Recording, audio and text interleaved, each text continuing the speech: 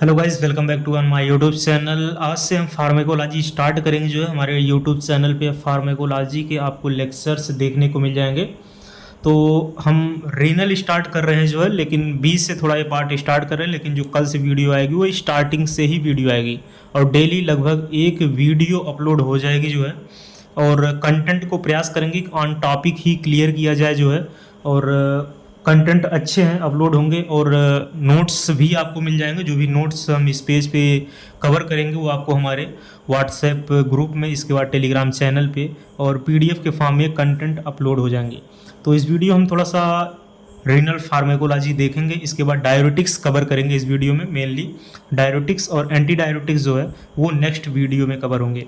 तो आइए हम वीडियो को स्टार्ट करते हैं। तो रीनल फार्मेकोलॉजी में है क्या? रीनल फार्मेकोलॉजी में तो इम्पॉर्टेंट जो टॉपिक्स हैं उसको हम जो है कवर करेंगे। तो इम्पॉर्टेंट टॉपिक्स में आपको हम पहले किडनी के बारे में बताएंगे, किडनी क्या है, इसके बाद मैकेनिज्म ऑफ यूरिन फॉर्मेशन क्या है, इसके बाद पीसीटी, डीसीटी, इसके बाद असेंडिंग ऑफ लूप ऑफ इलने, डिसेंडिंग ऑफ लूप ऑफ इलने, ये सब सारी चीज़ें तो आप जान रहे होंगे। अर्ली जो डिजिटल टेबल्स होता है, इसके बाद लेट डिजिटल टेबल्स होता है, तो ये सब चीज़ों के बारे में डिस्कस करेंगे। इसके बाद हम डायरेटिक्स पे आएंगे, जो मेन टॉपिक जो है वो डायरेटिक्स है। इसके बाद जो है डायरेटिक्स पे हम आएंगे और उसको हम कवर करेंगे। किडनी का आपको पता होगा, किडनी का मेन फंक्शन क्या है? किडनी का मेन फंक्शन है वो है रेगुलेटरी ऑर्गन की तरह जो है किडनी काम करती है। स्क्रीटरी उसका फंक्शन है, स्क्रीशन फंक्शन है, तो उसमें जो है कुछ रेगुलेटरी होते हैं, कुछ स्क्रीटरी होते हैं और हार्मोनल बैलेंस के लिए भी जो है किडनी वर्क करती है। तो कौन कौन से हार्मोन, जैसे विटामिन डी का जैसे हो गया, विटामिन का हो गया, और रेनिन है गया, रेनिन का प्रोडक्शन करवाती। रेनिन में आप देखेंगे RENIN है, RENIN स्पेलिंग इसकी ये है, तो इसका भी आप विशेष तौर पे ध्यान रखेंगे। एक होता RENNIN। इसके बाद जो है एथ्रोपोएटिन, इसका भी जो है हार्मोन्स बैलेंस करती है। इसके बाद स्क्रीटरी फंक्शंस आ गए। स्क्रीटरी में क्या होता है? स्क्रीटरी फंक्शंस में आपको पता होगा नाइट्रोजनस बेस, नाइट्रोजनस बेस जो है, नाइट्रोजनस बेस स्क्रीटरी फंक्शन है। और रेगुलेटरी क्या होगा? रेगुलेटरी जो है ये क्या करती है?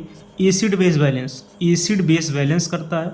इसके बाद फ्लूइड भी बैलेंस करता है, जो है फ्लूइड अगर बॉडी में ज़्यादा हो रहा है तो वहाँ पे डायरेटिक्स देंगे। अगर बॉडी में फ्लूइड की कमी हो रही तो एंटी डायरेटिक्स देंगे, फ्लूइड का ज़्यादा से ज़्यादा जो है रिटेंशन करवाएंगे।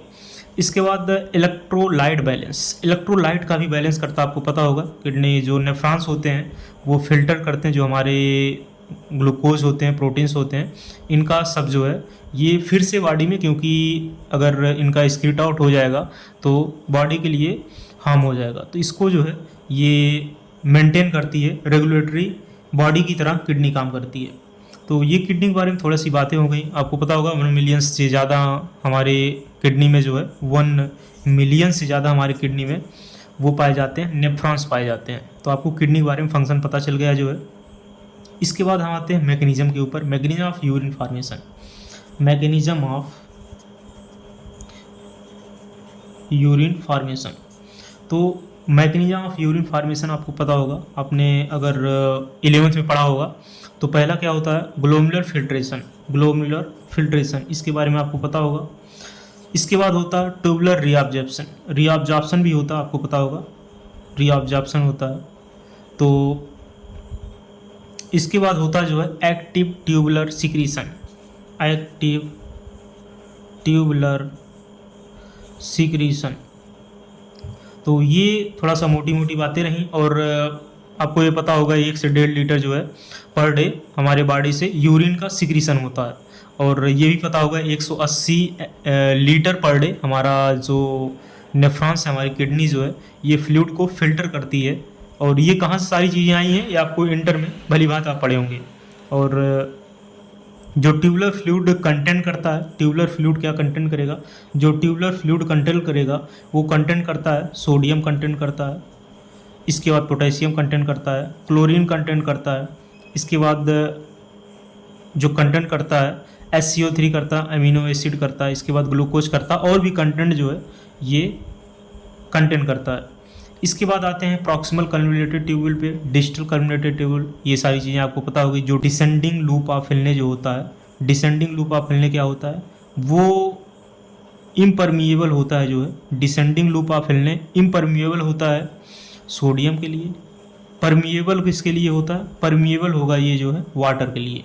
अब इसका उल्टा हो जाएगा असेंडिंग लूप ऑफ हिलने में, जो असेंडिंग लूप ऑफ हिलने होता है वो इम्परमिएबल होता है वाटर के लिए।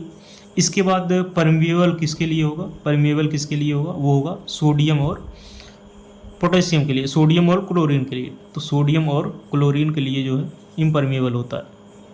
ये रहा जो है descending limp of loop of हिलने, असेंडिंग लूप ऑफ हिलने के बारे में। इसके बाद यहाँ पे आप डायग्राम देखेंगे, जो ये डायग्राम है वो किसी हम नेफ्रॉन का जो है, एक नेफ्रॉन का डाइसेक्शन बना दे रहे हैं। तो इसी डायग्राम के ऊपर जो है हम थोड़ी सी चीज़ों को समझेंगे। ये बहुत इंपॉर्टेंट डायग्राम हो जाएगा, और ये डायग्राम आपने देखा ही होगा इंटर में जो है, इस डायग्राम को आप बनाए होंगे। तो ये वहीं से डायग्राम उठाया गया, अगर आप प्रिपरेशन किए होंगे तो ये डायग्राम के बारे में आप जान ही रहे होंगे जो है, नेफ्रॉन का ये डायग्राम है। और यहीं पे हम समझने का प्रयास करेंगे, और डायूरेटिक्स जो होते हैं वो कहाँ काम करते हैं, कौन कौन से डायूरेटिक्स कहाँ काम करेंगे, किस साइड पे काम करेंगे, यहीं हम उस चीज़ों को समझेंगे। अर्ली डिस्टल ट्यूबल्स आपको पता होगा, ये जो अर्ली डिस्टल ट्यूबल्स होते हैं वो परमिएबल होते हैं वाटर के लिए, और सोडियम और क्लोरीन के लिए जो है वो एब्जॉर्प्शन करते हैं, मतलब हेल्प करते हैं एब्जॉर्प्शन में। इसके बाद लेट डिस्टल ट्यूबल्स, ये सारी कहानी हो गई। इसके बाद हम आते हैं मेन टॉपिक्स जो है हमारा डायूरेटिक्स, जहाँ से क्वेश्चंस आते हैं, और क्वेश्चन जो है वो हर साल पूछता है डायूरेटिक्स के ऊपर। डायूरेटिक्स से क्वेश्चन आना कंपलसरी है, और डायूरेटिक्स का काफ़ी ज़्यादा यूज है। इसकी ड्रग्स भी आपने जो है देखी होगी। तो जो डायूरेटिक्स होता है उसका काम क्या होता है, प्रमोट करता है। डायूरेटिक्स क्या करता है, प्रमोट करता है जो है, प्रमोट करेगा एक्सक्रीशन का, किसका एक्सक्रीशन, सोडियम और वाटर इन यूरिन। अगर हमारे सेल में वाटर का कंटेंट जो है ज़्यादा हो गया तो इसको बाहर निकालना है, इसके लिए जो ड्रग यूज़ होगी वो होगी डायूरेटिक्स। मतलब सोडियम एडिमा के केस में होता है, या हाइड्रोसिफेलस हो गई इस कंडीशन में। आप समझिए अगर कहीं पे पानी ज़्यादा हो गया, हमारे शरीर में पानी ज़्यादा हो गया, अगर एडिमा हो गया है या यूरिन पास नहीं हो रही है, इस कंडीशन में जो देते हैं डायूरेटिक्स जो है ड्रग देते हैं इस कंडीशन में। क्लासिफिकेशन देख लेते हैं। क्लासिफिकेशन के साथ साथ हम जो है ये डायग्राम को समझेंगे। ये डायग्राम, इसका आप यूज अब समझेंगे, इस डायग्राम का क्या यूज है जो है वास्तव में, डायूरेटिक्स कहाँ काम करती है। तो इस जगह हम थोड़ा सा देखेंगे, वो जो काम करेगी वो लूप डायूरेटिक्स काम करेगी, लूप डायूरेटिक्स इस जगह काम करेगी। इसके बाद इस जगह थायजाइड्स काम करेंगे। थायजाइड्स क्या है, लूप डायूरेटिक्स क्या है, इसके बारे में पूरा अभी डिटेल में समझेंगे जो है। इस जगह जो काम करेगा जो है पोटेशियम स्प्रिंग डायूरेटिक्स काम करेगी जो है, इस जगह पे पीएचडी काम करेगा। इसके बाद यहाँ पे काम करे जो है फर्स्ट साइड पे काम करेगा carbonic anhydrase inhibitor. Carbonic anhydrase inhibitor जो है वो फर्स्ट साइड पे काम करेगा। इसी चीज़ को हम जो है डिटेल्स में समझेंगे। तो आइए हम वन बाय वन क्लासिफिकेशन को स्टार्ट करते हैं, क्योंकि क्लासिफिकेशन ही बहुत इंपॉर्टेंट है, इसके अलावा और कुछ इसमें ज़्यादा इंपॉर्टेंट नहीं है। क्लासिफिकेशन अगर आपने फार्मा में समझ लिया तो आपकी टॉपिक्स यूँ क्लियर हो जाएगी। तो पहला जो हम उठाएंगे वो है जो है drug acting eight PCT. Drug acting eight PCT, proximal convoluted tubules. ये जो है पीसीटी आपको पता होगा, ये पीसीटी है, ये डीसीटी है, डीसीटी पीसीटी है, इसके बाद जो है वो डीसीटी है। तो इसको हम जो है देखेंगे। Drug acting eight PCT, drug acting eight PCT बोले तो proximal convoluted tubule. Proximal convoluted tubule में आपको पता होगा 70 से 80% एब्जॉर्प्शन जो है मैक्सिमम यहीं हो जाता है। 70 से 80% जो है एब्जॉर्प्शन पीसीटी में हो जाता है, जिसको हम साइट फर्स्ट बोल रहे हैं, यहाँ पे मैक्सिमम जो है साइट ये फर्स्ट है, ये साइट फर्स्ट है, मैक्सिमम जो है एब्जॉर्प्शन यहीं हो जाता है। इसके अंदर जो ड्रग्स आती हैं वो आती है carbonic anhydrase inhibitor. Carbonic anhydrase inhibitor जो है वो साइड फर्स्ट पे काम करती है, यानी कहें तो पीसीटी पे काम करती है, प्रॉक्सिमल कन्वोल्यूटेड ट्यूबुल्स पे काम करती है। तो कार्बोनिक एनहाइड्रेस इनहिबिटर जो काम करती है वो पीसीटी पे काम करती है, साइड फर्स्ट पे काम करती है। उस ड्रग का नाम है एसिटाजोलामाइड, ACETAZOLAMIDE। एसिटाजोलामाइड जो है ये काम करती है पीसीटी पे काम करती है। इसके बाद सेकंड नंबर पे जो ड्रग आती है, जो क्लासिफिकेशन आता है वो आता है drug acting at thick ascending lymph of loop of Henle. मतलब यूँ कहे तो साइड सेकंड ये साइड है सेकंड। जो साइड सेकंड पे ड्रग काम करेगी, साइड सेकंड यहाँ पे बोलें तो ये है drug acting at thick ascending loop of फैलने। ये है असेंडिंग लूपा फैलने पे जो ड्रग यहाँ काम करेगी। यहाँ पे जो ड्रग काम करेगी वो फ्रूसेमाइड। मोस्ट जो है प्रिफरेबल ड्रग है ये जो है फ्रूसेमाइड है। मैक्सिमम आप देखे होंगे हॉस्पिटल्स में जो है यूज होती हैं। फ्रूसेमाइड हो गया, टोरसेमाइड हो गया, फ्रूसेमाइड है। इसी की सेकंड ड्रग है वो है टोरसेमाइड है।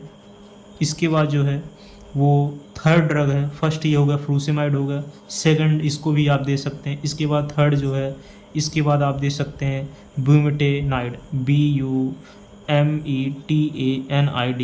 ब्यूमेटेनाइड भी आप जो है दे सकते हैं।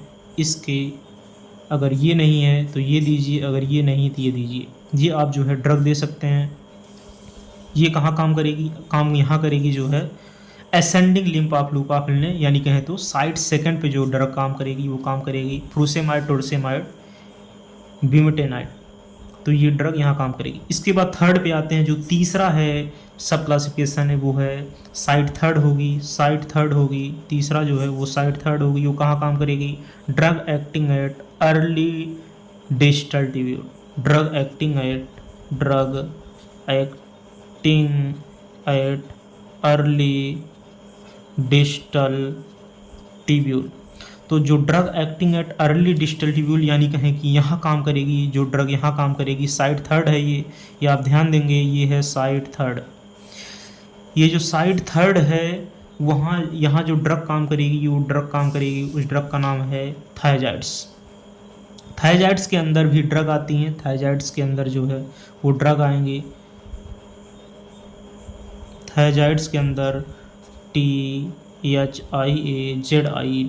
थायजाइड्स के अंदर जो ड्रग आएंगी वो आएंगी, पहली ड्रग हो गई क्लोरोथायजाइड। ध्यान देंगे, थोड़ा सा आप ट्रिकी वे में पढ़ने का प्रयास करेंगे, कोरिलेट पढ़ने का प्रयास करेंगे तो ड्रग आसानी से याद हो जाएगी। क्लोरोथायजाइड हो गया। थायजाइड्स आप याद रखेंगे, थायजाइड्स इसके अंदर थायजाइड्स आएंगी, थायजाइड्स के अंदर आएगी क्लोरोथायजाइड्स। इसके बाद आएगा हाइड्रोक्लोरोथायजाइड्स, हाइड्रो लगा देंगे क्लोरोथायजाइड्स, ये सेकंड ड्रग हो गई हाइड्रोक्लोरोथायजाइड। पहली है क्लोरोथायजाइड, दूसरी है हाइड्रोक्लोरोथायजाइड। तीसरी जो ड्रग यहाँ पे यूज हो रही है वो ड्रग का नाम है, तीसरी ड्रग है वो है बेंजथायजाइड। बेंजथायजाइड तीसरी ड्रग है थायजाइड्स के अंदर, वो है बेंजथायजाइड, BENZ। तीसरी ड्रग है वो जो है बेंजथायजाइड। इसके बाद चौथी जो यहाँ पे ड्रग यूज होगी वो जो ड्रग चौथी यूज हो रही वो है हाइड्रोफ्लूमोथायजाइड्स, HYDRO हाइड्रो। वैसे आप 3 अगर याद कर ले रहे हैं यही बहुत है, क्योंकि चौथी याद करने की कोई ज़रूरत नहीं। आपको PhD नहीं करनी है, आपको सिर्फ एग्ज़ाम्स में लिखना है और अच्छे नंबर से पास होना। 3 ड्रग बहुत है थायजाइड्स के अंदर, क्लोरोथायजाइड, हाइड्रोक्लोरोथायजाइड, इसके बाद जो है बेंजथायजाइड। ये जो है ड्रग यूज होगी वो थायजाइड्स के अंदर यूज होगी। और साइड क्या है? थर्ड है।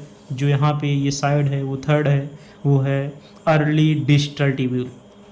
इसके बाद जो फोर्थ आता है सब क्लासिफिकेशन आता है, चौथा जो क्लासिफिकेशन आएगा वो है drug acting at late distal tubule. Drug acting at late distal tubule ये है साइड 4 है, ये साइड 4 है।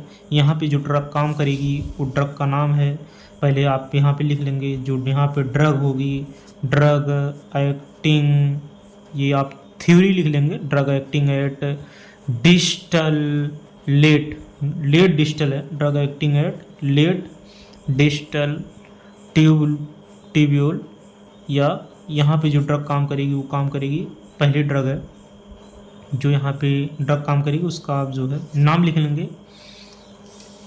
यहाँ पे जो ड्रग काम कर रही है उसका आप नाम लिख लेंगे, उसका नाम है एल्डोस्ट्रॉन है,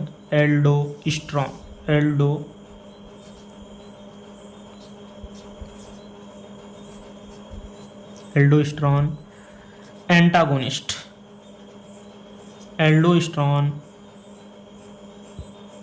एंटागोनिस्ट जो है, एल्डोस्ट्रॉन एंटागोनिस्ट जो है यहाँ पे जो ड्रग काम करेगी वो दो ड्रग हैं। पहला है स्प्रेनोलैक्टोन, SPIRONOLACTONE, स्प्रेनोलैक्टोन।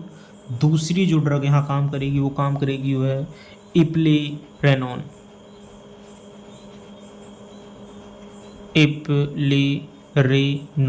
एप्लीरिनोन। इसके बाद जो है स्प्रेनोलैक्टोन, ये ड्रग काम करेगी जो है वो काम करेगी साइट नंबर 4 पे, जिसका नाम है drug acting at late distal tubule पे। जो ड्रग काम करेगी वो काम करेगी, कौन सी ड्रग है, स्प्रेनोलैक्टोन है, इसके बाद इप्लीरिनोन है। ये जो है ड्रग दोनों काम करेगी।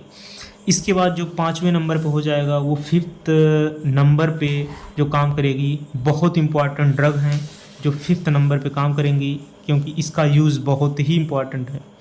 तो 5th नंबर पे जो है जो साइट जो ड्रग काम करेगी जो है 5वां क्लासिफिकेशन यूँ कह सकते हैं, 5th सब क्लासिफिकेशन है वो drug acting eight entire nephron.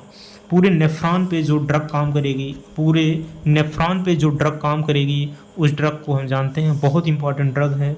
Drug ये ऐसे ही आप एग्ज़ाम में लिखेंगे, क्लासिफिकेशन बहुत इंपॉर्टेंट हो जाता है। 13 से 14 क्लासिफिकेशन है जो कि बहुत इंपॉर्टेंट है, जो कि पूछे जाने के सवाल मैक्सिमम होते हैं। ड्रग एक्टिंग ऑन इंटायर बोले तो पूरे इंटायर नेफ्रॉन पे जो काम करेगी, main site of loop of हिलने, मेन साइट लूप ऑफ हिलने पे ज़्यादातर ये जो है मेन साइट पे लूप ऑफ हिलने पे ही काम करती हैं। तो उस ड्रग का नाम है, आपने एक देखा होगा जो है जेट है, इंडिया की ही जेट है, जेट प्लेन आपने देखा होगा जो ऊपर से जेट जाती हैं जो है वो है MiG-20। MiG-20 इंडिया का ही है। तो MiG-20 से आप याद रखेंगे मैनीटॉल, M से हो गया मैनीटॉल हो गया, MANNITOL, मैनीटॉल हो गया। आइसोसार्बाइड हो गया, इसके बाद जो है G से हो गया ग्लिसरॉल, तो मैनीटॉल, आइसोसार्बाइड और ग्लिसरॉल जो है ये यूज होते हैं जो है ऑस्मोटिक डायरेटिक्स के फॉर्म में। ये जो है ऑस्मोटिक डायरेटिक्स की एग्जांपल है जो है ऑस्मोटिक डायरेटिक्स। कभी कल ऐसे डायरेक्ट पूछ लेता है ऑस्मोटिक डायरेटिक्स की ड्रग बताओ, तो ऑस्मोटिक डायरेटिक्स की जो ड्रग होती हैं वो होती हैं MiG-20। ये है ऑस्मोटिक डायरेटिक्स की ड्रग। ऑस्मोटिक डायरेटिक्स की जो ड्रग है वो है MiG-20। आप ऐसे याद रखेंगे, एक इंडिया का जेट प्लेन है जो है, जेट प्लेन है, तो उसका नाम है जो है MiG-21 है, ऐसे करके MiG-21 है, MiG-20 नहीं है, जो इंडिया का जेट प्लेन है वो MiG-21 है। तो मैनीटॉल है, आइसोसार्बाइड है, इसके बाद ग्लिसरॉल। मैनीटॉल 20% दिया जाता है, मैनीटॉल जो है 20% ये दिया जाता है जो है फ्लूइड में। तो यहाँ तक हमारा क्लासिफिकेशन रहा जो है। इसके बाद नेक्स्ट वीडियो इसी पे ही अपलोड होगी, और जो कि स्टार्टिंग से होगी। ये पहली वीडियो है तो इसका रिव्यू वगैरह देख रहे हैं जो है। एक बार जो पढ़ाए हैं उसको 2 मिनट में हम रिवीजन करवाने का प्रयास करेंगे जो है। किडनी आपको पता है रेगुलेटरी ऑर्गन है जो है, रेगुलेशंस का काम करती है, एक्सक्रीशन का काम करती है, रेगुलेशन का काम करती है, एक्सक्रीशन का काम करती है। इसके बाद हार्मोन्स बैलेंस का काम करती है। रेगुलेशन में आपको पता है जो एसिड बेस बैलेंस का काम करती है, फ्लूइड का काम करती है, इलेक्ट्रोलाइट बैलेंस का काम करती है। एक्सक्रीशन में आपको पता जो है, एक्सक्रीशन में क्या करती है, नाइट्रोजनस बेस जो हमारी बॉडी को उसको एक्सक्रीट करती है, बाहर निकालती है जो है। यूरिया जैसे हो गया, यूरिन के फॉर्म में जो है, यूरिया के फॉर्म में यूरिन बाहर निकल जाता है। इसके बाद जो है हार्मोन्स बैलेंस का काम करती है, जैसे हार्मोन्स में रेनिन हो गया जो है, इसके बाद एथ्रोपोइटिन हो गया। इसके बाद जो है विटामिन डी का जो है विटामिन डी का जो है एक्टिवेशन का काम करती है, वो जो है किडनी करती है। मैकेनिज्म ऑफ यूरिन फार्मेशन आपको पता होगा, जो 3 मेन स्टेप्स होते हैं वो है ग्लोमेरुलर फिल्ट्रेशन है, इसके बाद जो है ट्यूबुलर रीअब्जॉर्प्शन है, इसके बाद जो एक्टिव ट्यूबुलर सिक्रीशन है। आपको पता होगा 1 से 1.5 लीटर जो है 1 से 1.5 लीटर जो है यूरिन पर डे पास होता है, और इसके बाद 180 जो है 180 लीटर पर डे यूरिन जो है हमारी किडनी जो है ये करती है, फिल्टर करती है। डिसेंडिंग लिम्फ ऑफ लूपा फैलने आपको पता होगा, इम्परमिएबल होगा सोडियम के लिए, परमिएबल होगा वाटर के लिए, जो है हाईली परमिएबल होता है। इसका ठीक उल्टा होता है असेंडिंग ऑफ लूपा फैलने, जो कि इम्परमिएबल होता है वाटर के लिए, इसके बाद हाईली परमिएबल होता है जो है सोडियम और क्लोरीन के लिए। इसके बाद आपने जो है ये चीज़ देखी होगी, जो है यहाँ पे मैकेनिज्म आपने ये देखा होगा। यहाँ पे आप जो है साइड फर्स्ट देखेंगे, इसके बाद कन्वलेटेड, इसके बाद साइड सेकंड देखेंगे जो है, इसके बाद जो है साइड थर्ड देखेंगे, इसके बाद साइड 4 है। सीधा ही ऑस्मोटिक डायरेटिक्स पूछ लेगा, तो ऑस्मोटिक डायरेटिक्स के अंदर आपको पता है मिक-20 है, मैनिटॉल है, आइसोसार्बाइड है, इसके बाद जो है ग्लिसरॉल है। मैनिटॉल का मेनली जो है आप इसका मैकेनिज्म यहाँ पे याद रखेंगे, जो है हमारी नेक्स्ट वीडियो जब बनेगी इसके ऊपर जो है मैकेनिज्म हम डिटेल में बताएंगे। तो मैकेनिज्म जो है मैनिटॉल का बहुत इंपॉर्टेंट है जो है, बाकी इसका सारे का हम मैकेनिज्म एक एक करके बताएंगे जो है, क्योंकि सारी इंपॉर्टेंट है, लेकिन मैनिटॉल का ज़्यादा इंपॉर्टेंट है। इसका वीडियो जो है नेक्स्ट बाद में अपलोड होगा, लेकिन इसका स्टार्टिंग का वीडियो यानी कहें तो फार्मा स्टार्टिंग जो है हो चुकी है। तो जो भी स्टूडेंट हैं उनको शेयर करिए, वीडियो को अच्छा लगा तो वीडियो को लाइक करिए। मिलते हैं नेक्स्ट वीडियो में नए अपडेट के साथ। जय हिंद।